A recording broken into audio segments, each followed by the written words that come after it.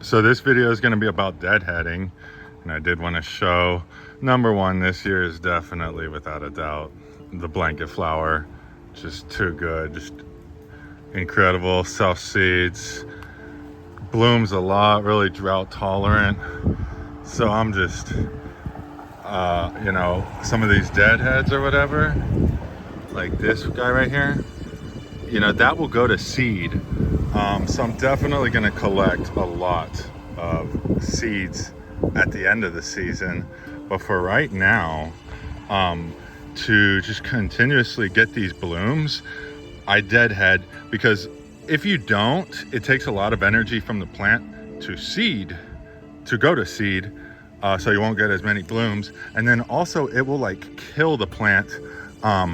Like look at this cilantro now, that's just, you know, it's already bolted. These are all the seeds. It's just lying over, right?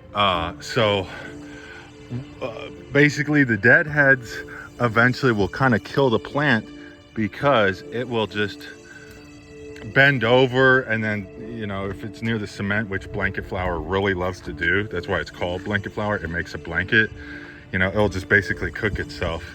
Here's some poppies. Let's deadhead those. As you can see, I got a couple good pink ones, but the poppies, this is like already spent. So what I do, let me see if it's in focus, I come down close to a leaf node and just clip there. You try to leave, I try to leave like a centimeter before the leaf node, because there's gonna be some dieback. You know, wherever you cut it, it'll probably die back up to a centimeter. And so, yeah, and like I said, all you're doing, by doing this, you're just making the energy of the plant into producing more blooms. So, I mean, you can see how many of this I'm deadheading, which means those were all heads that bloomed. Now, poppies, unfortunately, are very short-lived, and like the blooms, you know, they last for like a day. The bees love them, you know. So this is looking really neat right now, all the sidewalk stuff, Mexican hats, all that bolting cilantro is now flopped over. Got some primroses, more Mexican hats. So yeah, number one, blanket flower. Number two this year is the coreopsis. I'll get to an example of those. But yeah, showing off. This was some candy tuft. The vincas in the ground. But like, so this, what you just saw was a couple dozen blanket flowers. This is just two, 1 and 2, and look at how many blooms. So that's just to show you how good of a job if you're deadheading, you know. I mean, look at that. That must be 20, 30 blooms on a single plant. Just incredible. The roses of Sharon are coming out. I'm gonna take a lot of cuttings of these, so I'll make a video on propagating those. Yeah, the roses of Sharon are amazing. And I think for my privacy wall, or I want to cover it now with roses of Sharon, because these, let me show. Oh, shoot, I hope I can remember the name of this. But these, we used to have them all along the fence, and a couple of them died, and apparently they're really susceptible to, yeah, death and decay. So I'm gonna swap them out for something that actually like blooms pretty. But yeah, let's deadhead a few blanket flowers. You know, like I said, you just find one that's already a spent bloom, right? And I hope my camera is focused. We'll see. I'm gonna let me see, zoom in. So as you can see, right above a leaf node, I'll just cut this one on the leaf node itself, because there was one like a centimeter below as well, so whatever. But yeah, remember about the dieback, so try to give it a little space to die back. And then it's not like gonna regrow from that leaf node, but it can basically, it can branch out from there, like it can create new growth. Here is a spent blanket flower, and as you can see, you know, it's not the full brunt of summer yet. Today's actually really nice. It's kind of overcast, which is my friend. But you know, the blanket flower, it loves to just make a blanket. And when it's 100 degrees outside in about a month or two, that's gonna kill it. Cause yeah, you might be drought tolerant, but 120 degree cement, you know, is gonna cook anything. So by deadheading it, you're basically making it perk up the way this guy is a little more perky, right? So better chance of survival. And then yeah, at the end of the season, when the plant's just really out of energy or whatever, yeah, we'll let it go to seed, collect all those seeds. And I mean, this is great. I call it the chop and drop, you know, you just throw that right back in the ground. And as that decomposes, that is just great soil, right? Like, what is this black thing? Oh, that's my bone. But yeah, this will first off, it's a seed inside there. So if it does somehow mature, then whatever, I'm planting a bunch of blanket flowers, fine by me. If not, it just feeds the soil.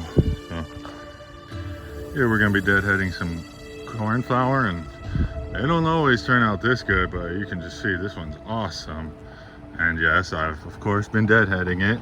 And I don't really know what I'm doing with cornflower, but just plants in general, you know, I just cut down to about a leaf node, right? Like if we look, there's a leaf node. I just, yeah, so instead of you going to seed, it just, these are all the unopened blooms. You can see I got tons of them. So yeah, just deadheading is the way to go. Highly recommend, if you have time, do it to your flowers to keep them going longer throughout the summer, because this garden is gonna look, it's gonna look really terrible come like July and August. Everything will basically be dead, because I'm not coming out here to water anything that is still surviving. It'll be too hot, but it will mulch itself. And yeah, next year I really won't have to buy any wildflowers, I don't think. I still will, but like this year I spent like $100. Also wanted to comment, that is a hollyhock right there. It's like the first one I've ever seen in person. In Houston, they don't grow in this climate. It's too hot, too humid. You can already see it's got rust. Yeah, on the lower leaves there's the rust. So I mean, it's not gonna last, but hey, right now it's cool that I have a hollyhock. And yeah, so next we will I will show you my other favorite plants. Or I have one example right here, but it's a very bad one. But this is Plains Coreopsis. Really cool. It should get like hundreds of these blooms on a single plant.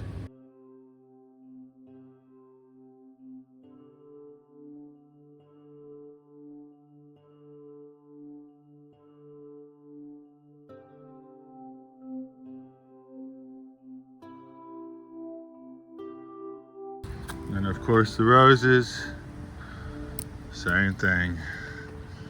Promote more blooms, just get rid of the old. These are pretty much spent, so you know, sometimes I'll leave them on a little bit longer, but whatever.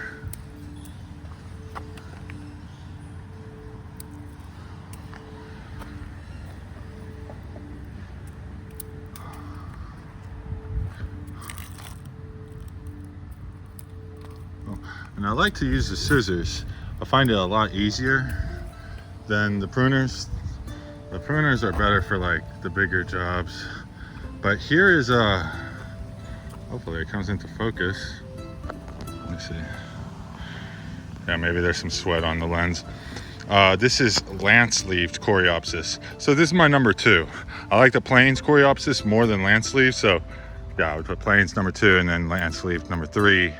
But nevertheless, it's a really, and this guy was going a lot more. I've been deadheading it and it's starting to kind of droop over, but it still gets many blooms. That's one plant, you know? So really prolific, good combo with the blanket flower. This section is just starting to look incredible. Some of the zinnias are coming out. Some of the cosmos are coming out. And cosmos, there you go. Deadhead, take it down, close to a node. All right, maybe those two will rebranch, we'll see. But yeah, if you're ever, oh shit, I might have actually cut this one.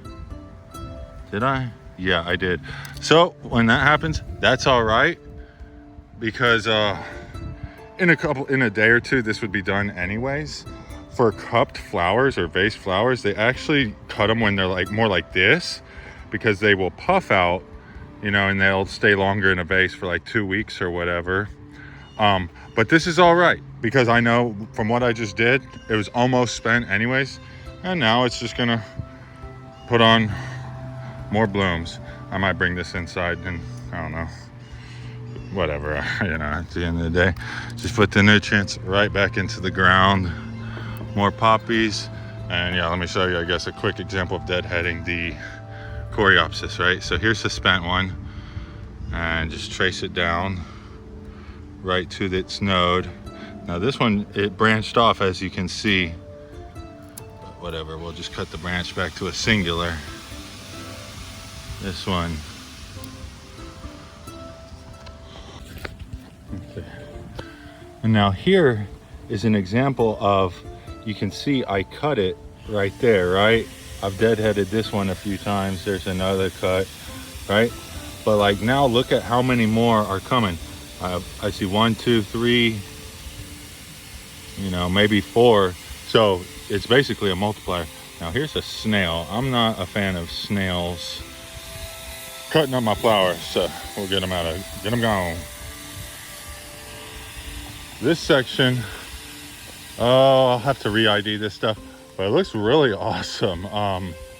It's some sort of parsley, and yeah, it's basically a weed in my garden. But you know, when it's uniform like that, and it's blooming really well in the shade, so it's a keeper. I'm gonna just let it proliferate. But this guy right here, this is like some sort of grass. I don't want this stuff spreading. It's kind of uglier. And then, yeah, here would be a land sleeve next to a plains coreopsis. You know, I like the plains, just looks a lot prettier.